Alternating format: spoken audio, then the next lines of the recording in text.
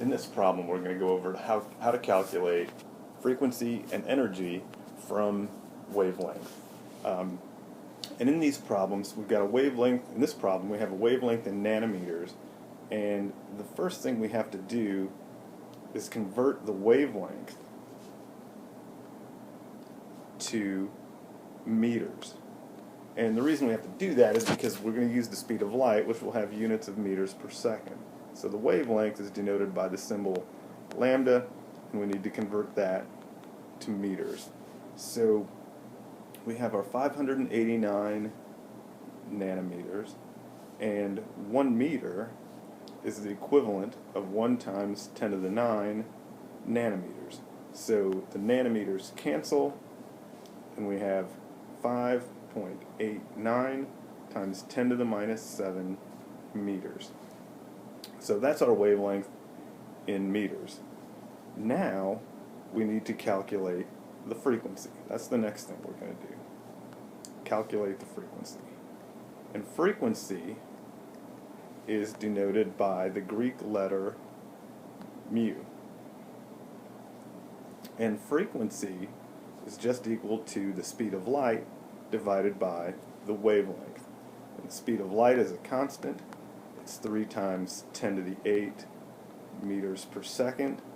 Divide that by the wavelength, 5.89 times 10 to the minus 7 meters. So the meters cancel, and now the units for frequency are 1 over seconds, or seconds to the minus 1.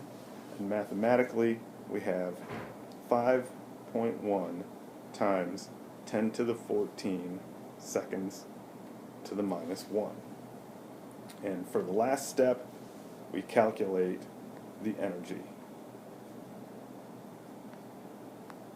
So the energy has a simple enough symbol, E, and the energy of a wave is just equal to hc over lambda, where h is Planck's constant and c is still the speed of light. Planck's constant is 6.63 times 10 to the minus 34 joules times seconds multiplied by the speed of light, 3 times 10 to the 8 meters per second, and divide that by the wavelength, still in meters, 5.89 times 10 to the minus 7 meters. So the meters cancel. These seconds cancel with the 1 over seconds, and the only units left are joules, which are the units for energy. And when you do the multiplication and division, that photon has a wavelength of 3.4 times 10 to the minus 19 joules.